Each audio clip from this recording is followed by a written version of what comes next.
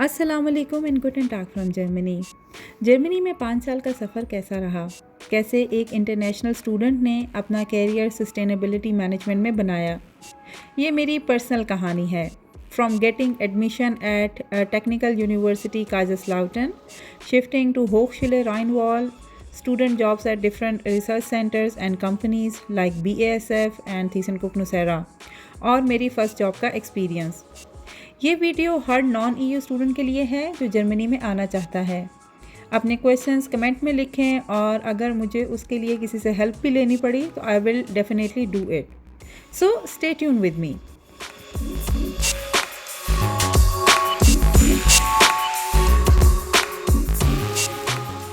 I have never introduced myself to you people on such a personal level.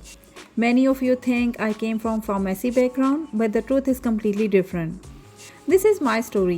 5 years in Germany as an international student, a roller coaster ride full of struggles, small victories and countless learning experiences. Germany आना एक बड़ा decision होता है, specially जब आप एक non EU student होते हैं। मेरी जर्नी स्टार्ट तो टेक्निकल यूनिवर्सिटी काज़ास्लाउटन से हुई, जहां मुझे एडमिशन मिला था। लेकिन एक सेमेस्टर के बाद ही मुझे लगा कि मुझे एक और यूनिवर्सिटी प्रोग्राम में जाना चाहिए जो मेरे कैरियर गोल से ज़्यादा अलाइन करता है।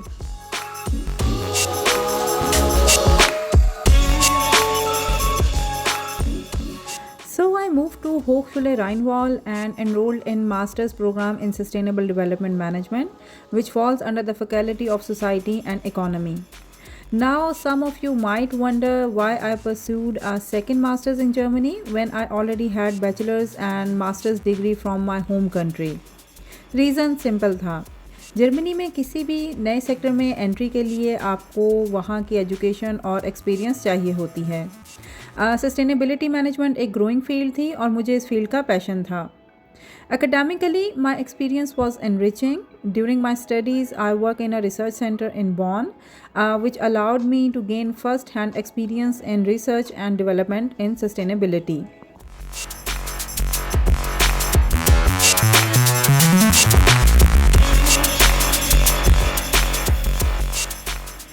इसके बाद मुझे BASF में इंटर्नशिप का मौका मिला, जहां मैंने कॉर्पोरेट सस्टेनेबिलिटी सेक्टर में काम किया और उसके बाद 1 साल तक मैंने ThyssenKrupp में ESG डिपार्टमेंट में वर्किंग स्टूडेंट के तौर पर काम किया। ये सब एक्सपीरियंसेस डायरेक्टली मेरी डिग्री से रिलेटेड थे और इन्होंने मेरी CV को स्ट्रॉन्ग बनाने में बहुत हेल्प की।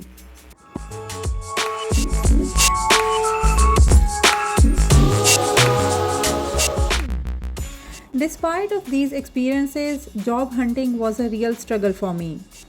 For a non-EU student, it's not about skills, it's about the visa, language and networking. मैंने यहाँ चीज़ें कोरोना के सबसे मुश्किल वक्त में फ़ेस की जब मैं जर्मनी में आई थी।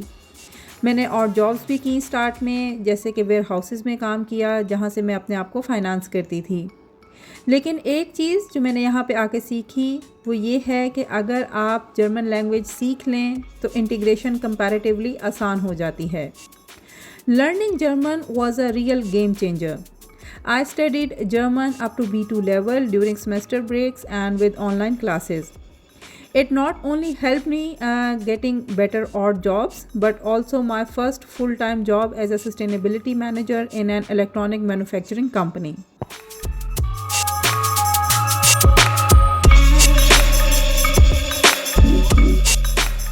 लैंग्वेज बैरियर एक बहुत बड़ा चैलेंज है और इनिशियली मुझे भी कल्चरल डिफरेंस फील हुए थे, लेकिन धीरे धीरे लैंग्वेज और एक्सपीरियंस के साथ साथ सब ठीक होता चला गया। Now looking back, these 5 years feel like a roller coaster ride. Some moments were unforgettable, but some were really difficult. But I would say consistency and stubbornness are the key.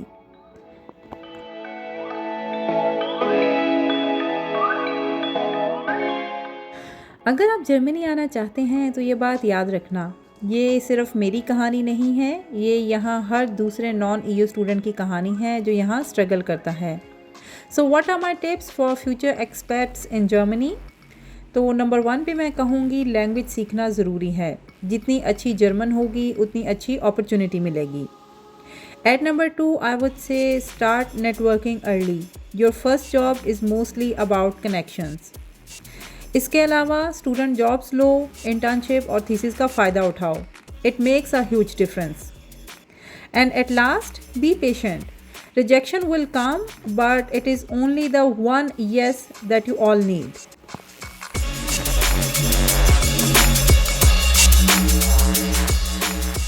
And पे मैं सिर्फ इतना ही कहूँगी कि Germany का सफ़र आसान नहीं है, मगर पॉसिबल है.